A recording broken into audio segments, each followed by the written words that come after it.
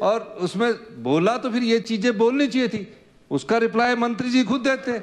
आज देखिए मेरी बात सुनिए, आप नियम 102 के तहत बोल रहे हैं, आप यहाँ वरिष्ठ विधायक है, कम से कम ये संकल्प का मजनून तो पढ़िए। और दूसरी बात, ये आपदा की बहस नहीं हो रही, इतने मकान दिए थे, इतने हुए थे, वो हुआ था। अरे भी 3 दिन यहाँ आपदा पर चर्चा हुई कि 4 दिन NDRF SDRF सारे आंकड़े दिए। आंकड़ों के समय तो आप नारे लगाने चले जाते हैं, तब सुनते नहीं है, अपनी बात रखते नहीं है। अब आप जब बात आ रही है तो संकल्प किस चीज का है और चर्चा किस चीज की है। अब बार बार यही आंकड़े दोहराएंगे हम बार बार कह रहे हैं। तो इसलिए मेरा मानना है कि माननीय अध्यक्ष महोदय, जो संकल्प सरकारी उसमें नियम के तहत लाया गया, माननीय सदस्य उस पर चर्चा करें। हमने बोला है कि जो इस तरह सिक्किम, उत्तराखंड और असम में जो भारत सरकार ने, फाइनेंस मिनिस्टर ने खड़े होकर हिमाचल प्रदेश का नाम दिया, उनको तो स्पेशल असिस्टेंस मिलेगी। हमें बोल दिया मल्टीलेटरल एजेंसी, जिसमें PMGCY भी आ सकती है, वर्ल्ड बैंक भी आ सकता है, कोई भी आ सकता है। तो इन चीज़ों के बारे में हम एक अनुरोध भारत सरकार के पास इस संकल्प के माध्यम से करना चाहते हैं। और मैं व्यक्तिगत तौर से भी अनुरोध करना चाहता हूँ कि हमने ये संकल्प किया, इस पर बोलना है। ये आपदा पर चल पड़े, चलिए और जनता जानती है कि हमने आपदा में क्या किया। Please please please please please माननीय सदस्य, 1 मिनट। रणधीर जी, एक मिनट I am giving you chance.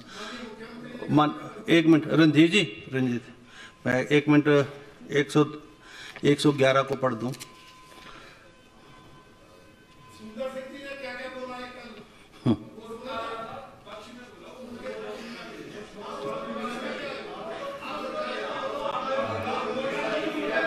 Please please please please, ये ना resolutions, please please please please please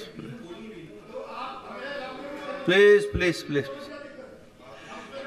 ये द गवर्नमेंट रेजोल्यूशन में अमेंडमेंट भी आ सकती हैं और इसमें ड्यूरेशन ऑफ स्पीसीज बड़ा फिक्स है as per rules, maximum 15 minutes, please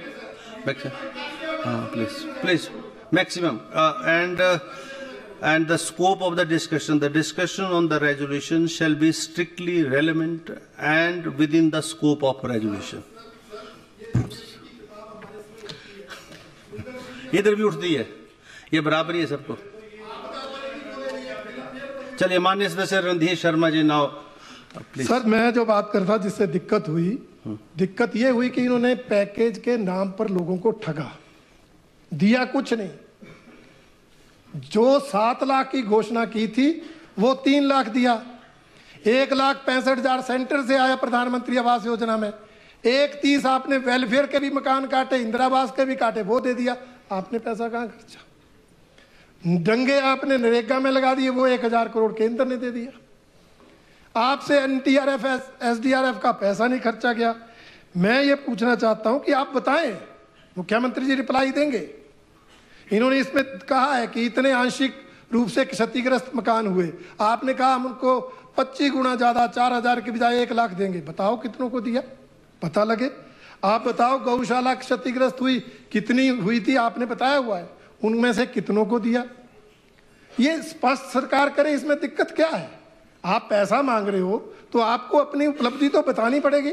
मुख्यमंत्री जी बताएं, हमें कोई दिक्कत नहीं है अगर ये उसमें आंकड़े बताएंगे, हमें नहीं इनकी तरह कोई दिक्कत है।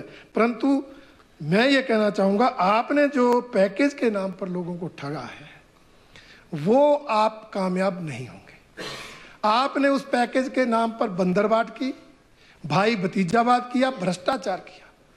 NDRF SDRF का पैसा लोगों के खाते में सीधे जाने के बजाय कांग्रेस के पदाधिकारी कैश के रूप में बांटते रहे। हमने इस सदन में मुद्दा उठाया, हमने अखबारों की कटिंग्स दी, आज तक कोई कार्रवाई नहीं हुई।